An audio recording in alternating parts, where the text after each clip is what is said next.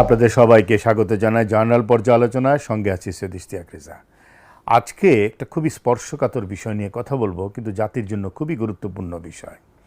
আন্তর্জাতিক অপরাধ ট্রাইব্যুনাল সম্পর্কে আপনারা জানেন যে এখানে মানবতা বিরোধী অপরাধের বিচার হচ্ছে এবং ইতিমধ্যেই বেশ কয়েকটি রায় হয়েছে। তার মধ্যে একটি ছিল শেখ হাসিনার বিরুদ্ধে একটি রায় হয়েছে এবং তাকে সেখানে ফাঁসির আদেশ দেওয়া হয়েছে। কিন্তু পট পরিবর্তনের পরে 12 জানুয়ারি নির্বাচনের পরে আন্তর্জাতিক অপরাধ ট্রাইব্যুনাল সম্পর্কে যা শোনা যাচ্ছে সেগুলো আসলে বড় প্রশ্ন তৈরি করছে যে আসিফ নজরুল যিনি আইন উপদেষ্টা ছিলেন তিনি আসলে এই প্রসিকিউশন টিমটাকে কিভাবে চালিয়েছেন এবং তারা কি করেছে। এবং আপনারা জানেন বিচার ব্যবস্থার সবচেয়ে বড় ভূমিকা থাকে প্রসিকিউশনের। সেখানে যদি দুর্নীতি ঢুকে পড়ে তাহলে যে রায় হয় সেটা কতটা গ্রহণযোগ্যতা পায়, সেই নিয়ে আমাদের আজকের বিষয়। ট্রাইব্যুনালের ভেতরে ইউনুস আসিফ নজরুলের জমানায় ঘটেছে কি? ইতিমধ্যে একটি নিউজ বাজারে এসেছে এবং সেটা ছাপা হয়েছে এবং আমরা সেটা দেখেছি। আন্তর্জাতিক অপরাধ ট্রাইব্যুনালের সাবেক প্রসিকিউটর সাইমুম রেজা তালুকদারের বিরুদ্ধে কোটি টাকা ঘুষ দাবির অভিযোগের প্রাথমিক সত্যতা পেয়েছে ফ্যাক্ট ফাইন্ডিং কমিটি।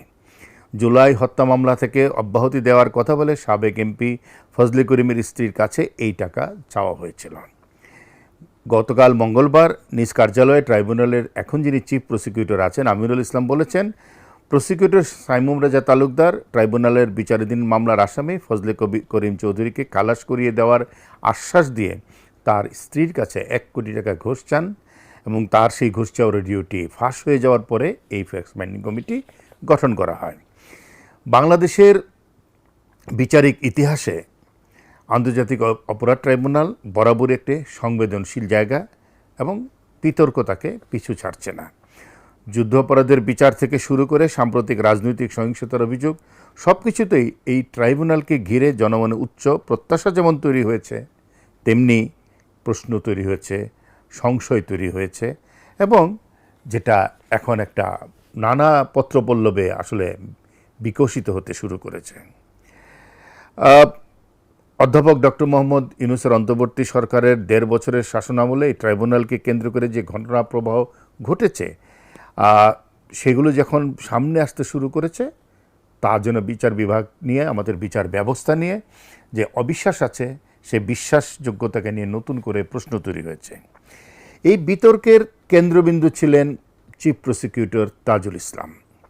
তাকে আসিফ নজরুলরা নিয়োগ দিয়েছিলেন, অথচ এরকম একটা গুরুত্বপূর্ণ নিয়োগের ক্ষেত্রে অনেক কিছু বিবেচনা করা উচিত ছিল। যিনি কিনা নিজে 1971 সালের মানবতা বিরোধী অপরাধে অভিযুক্ত জামাত ইসলামের কয়েকজন নেতার আইনজীবী ছিলেন তিনি। বিষয়টা দাঁড়ালো একই আদালতে যিনি আসামির আইনজীবী তিনি একই আদালতের আবার প্রসিকিউটর হয়ে দাঁড়ালেন বিষয় এবং তিনি চিফ প্রসিকিউটরের পদ নিলেন। হয়তো আইনের দৃষ্টিতে এটি বড় ধরনের কোনো আইনি ব্যত্যয় নয়, কিন্তু একটা সংবেদনশীল প্রতিষ্ঠানে স্বার্থের সম্ভাব্য দ্বন্দ্ব, যেটাকে আমরা কনফ্লিক্ট অফ ইন্টারেস্ট বলি, সেটা কি বজায় থাকলো? সেটা কি এড়ানো সম্ভব হলো? বরং এই এড়িয়ে চলাটাই ছিল আন্তর্জাতিক মানদণ্ড, তা হয়নি। তা সত্ত্বেও তৎকালীন আইন উপদেষ্টা ডক্টর আসিফ নজরুল এবং ইউনূসের সরকার এই স্বার্থের দ্বন্দ্বের বিষয়টিকে অর্থাৎ কনফ্লিক্ট অফ ইন্টারেস্টকে গুরুত্ব দেননি। এর পরবর্তী ঘটনাবলী আরও বেশি উদ্বেগজনক।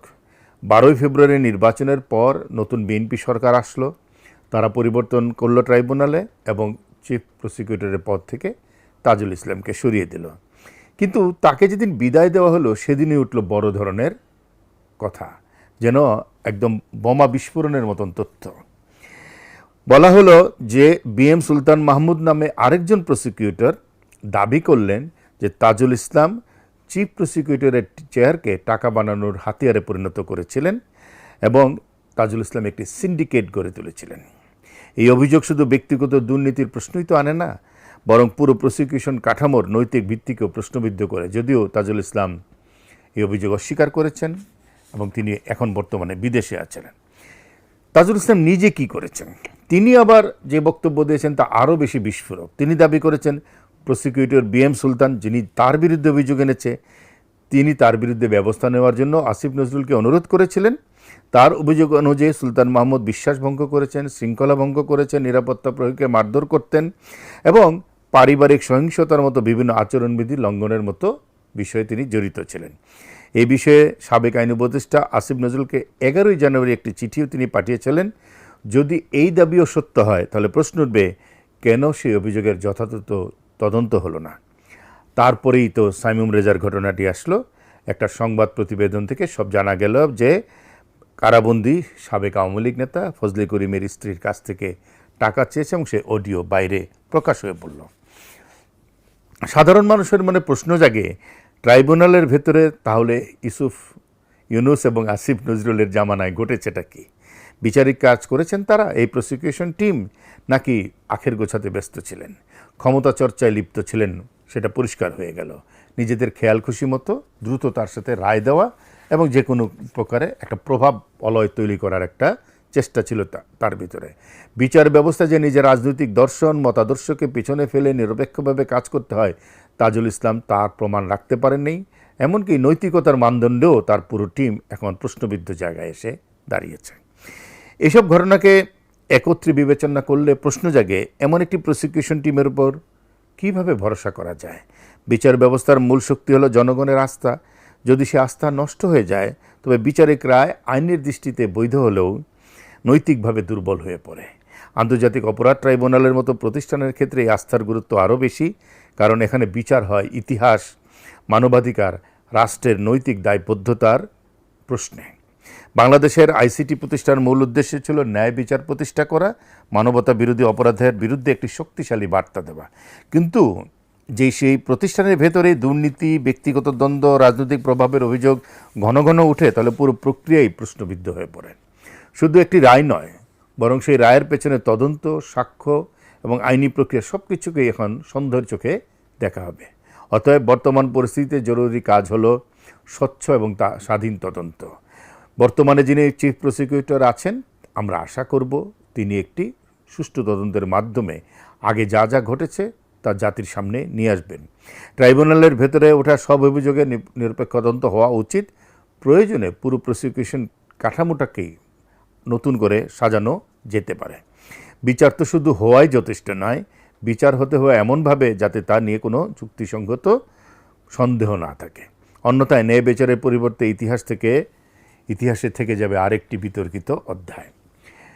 সাবেক প্রসিকিউশন টিম সম্পর্কে যেসব অভিযোগ এতক্ষণ আপনারা শুনলেন, এগুলো হয়তো সামান্য কিছু, হয়তো আরও বড় কিছু অপেক্ষা করছে আগামী দিনের জন্য।